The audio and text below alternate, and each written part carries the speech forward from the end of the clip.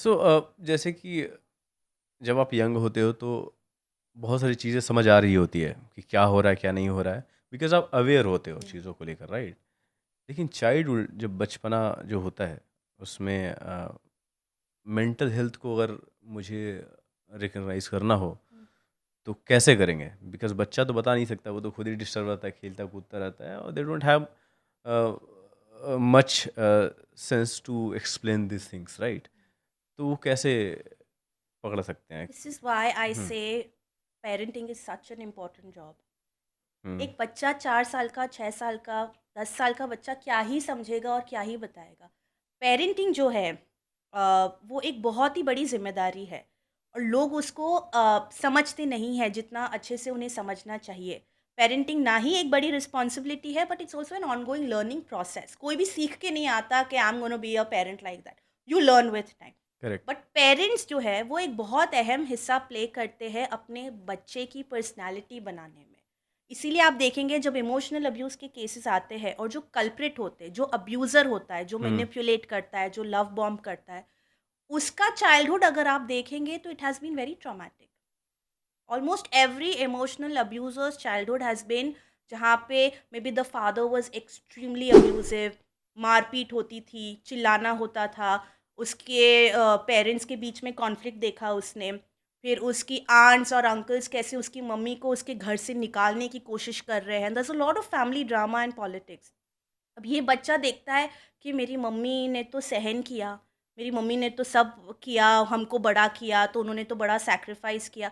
तो यही होता है, ऐसे ही होता है and this is how it is. तो उसकी नज़र में डैडी जीत गए और औरतों का तो यही रोल है, वही करना है। Before you know it the child has developed a personality where he becomes exactly like the father. Okay. तो मतलब आप ये कहना चाह रहे हो कि जो बचपने में वो देख रहा होता है, कहीं न कहीं वो आगे जाकर बहुत इफ़ेक्ट करता है उसको 100%। और वो रियलिटी में उसको समझने लगता है उस चीज़ को। जैसे you 100%। You give the example कि अगर एक मॉम-डैड दोनों लड़ रहे हों आपस में, तो आपको लगता है कि डैड तो जीत गए। मॉम को किसी तरीके से अब्यूज़ फाइट करके उनको शांत कर दिया तो डैड बेस्ट है, या मर्द एक ऐसा ही होता है, या औरतों का काम है झुकना या और उसको लोग झुकाएँगे, जी। राइट? तो जब वो एक चाइल्डहुड एक बंदा जो छोटा था, जो चीज़ें वो देखा ये सारी चीज़ें, फिर एक समय पे एक एज पे आ जाता है वो, तो उसको कैसे वो जो बचपन की चीज़ें जो उसने देखी है, वो बाद में कैसे उसको मतलब उसके उसके चीज़ों को मतलब इम्पैक्ट करती है? उसके सबसे पहले उसके इंटीमेट रिलेशनशिप्स में इम्पैक्ट करती है, ओह उसकी माय गॉड! डेटिंग लाइफ पे, उसकी रोमांटिक रिलेशनशिप्स पे, उसके पार्टनर्स जिसके साथ इवेंचुअली जिसके साथ वो शादी करे, उस पे उसकी शादी में अफ़ेक्ट करती है, काम पे अफ़ेक्ट करती है और सोशल लाइफ में अफ़ेक्ट करती है, पर्सनल लाइफ में भी अफ़ेक्ट करती है। ऐसे दिखता है कि ये बंदा बहुत स्ट्रॉन्ग है या कुछ, but deep down they are very insecure. He is battling a lot and he doesn't want to come across as weak, क्योंकि वीक तो हम दिखा नहीं सकते लोगों को। तो वो हाँ। एक लोनली जर्नी होती है which is very self defeating, very self harming. Are you if I से